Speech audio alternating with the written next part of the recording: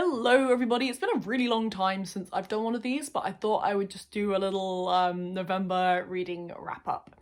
So life's just been very chaotic. My reading's been very hit and miss this year, but I did manage to get some things finished, so let's go. So the first book I finished is something I've been reading for a little while, kind of dipping in and out of it, and that is a collection of the Brontes poetry. I had mixed feelings on this one. There's definitely a reason why the Brontes are more known for, I guess, their novels rather than their poetries, but I'm still really glad I read it, and it was also had some of their brothers, Patrick's works in here too, and I think also it had some of their father's as well. That was near the beginning, so I read those quite a while ago. And it was definitely an interesting read. There were some very, very good ones in here too, but it was a bit of a mixed bag.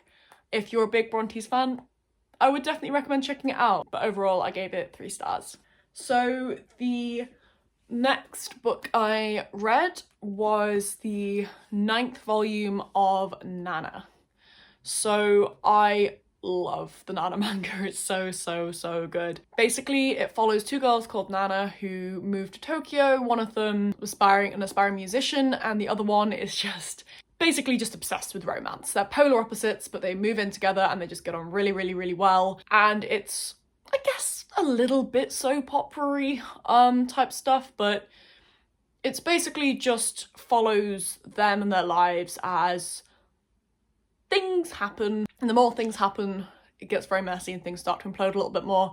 It's a beautiful kind of examination, I think, of human experience. Just the characters are so fleshed out and real, and I really love it. It's a shame that the author, unfortunately, I think has been ill, so she never managed to get the series finished. I've seen all the anime, I've not finished the manga. I'm gonna read everything that's out there at the moment. Fingers crossed maybe one day it'll be completed, but I gave volume 9 a very solid 5 stars because it just had me from the beginning to the end. But next up, I had Iron Heart by Nina Valeris. I think I've said that right. This is the second book in the Cryers War duology. I really love this series. It's a YA fantasy, and it's basically set in a world where Automa are in control and humans are oppressed.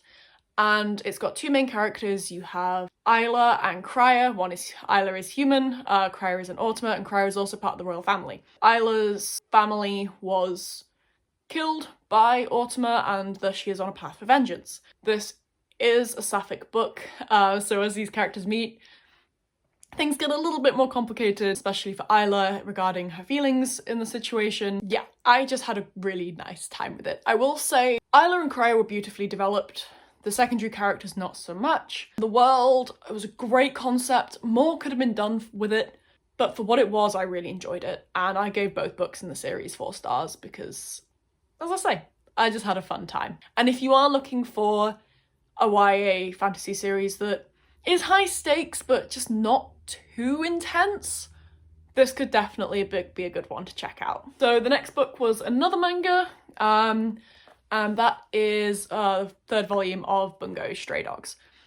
I love Bungo Stray Dogs, but I just wasn't quite in the right headspace for reading this, I think. Like, Bungo Stray Dogs, it's a series that is a chaotic mess, but that's exactly what it's trying to be, and that's just exactly what it is. But I've just caught up with the anime, and I think as the series goes on, no matter how high the stakes appear, it just feels like they're getting lower and lower, because no matter the situation, almost everyone's gonna come out of it unscathed through some thing that someone will come up with or some plan that's going on. And the more that happens, the less I'm enjoying it. And I think after finishing the most recent season of the anime, this is starting to happen very early on, but it didn't bug me early on because, you know, it's early in the series. You're expecting the stakes to get higher and higher.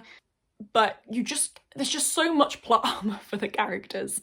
And I'm not complaining because this is I'm complaining a bit, but this is a comfort read for me, but also it's kind of one of those where it's like, well, how long can this go where this can keep going and be believable? Something has to give at some point, maybe. But yeah, I gave this 4 stars. Again, it did what it did well, but I just prefer stuff where there is a little bit of risk going on, especially for the high stakes of the plot and narrative. Finally, the final book I finished this month was The Atlas Complex by Olivia Blake.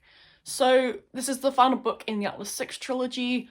I loved the Atlas 6. It's about 6 very talented magicians who kind of get picked to go into this magic academic institute place, and it's just filled with this really beautifully written, pretentious academic just vibe, you know? You have these 6 very intelligent, very powerful people with massive egos all coming into one space and clashing, but also kind of respecting each other at the same time, and also kind of hating each other at the same time, and it was just such an interesting dynamic to read. And then it just kind of kept getting more complicated than I think it needed to be.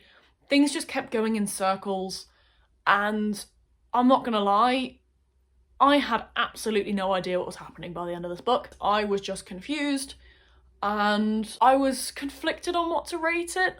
I gave it 2.5 in the end, because I did still enjoy it, and there were some beautiful passages in it, some beautiful writing. I still love the characters.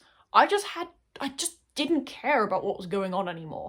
Like, when I initially finished it, I think I said, I've never read a book where I've cared so much about the characters and cared so little about what's happening. It was just a very disappointing conclusion to the series for me. I think it could have done so much more with what it had, because it had so much. Unfortunately for me personally, it just didn't land. So there are all the books that I've finished this month. At the moment, I am currently reading Jade War by Fonda Lee. I'm about halfway through. I'm planning to get to the end of the Green Bone Saga by the end of the year.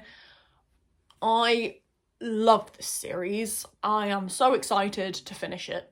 It's basically set in a world, well, in a country, in a world where everything's kind of predominantly run by a bit of a mafia type system in the form of clans, and the magic system's based on drawing power from jade.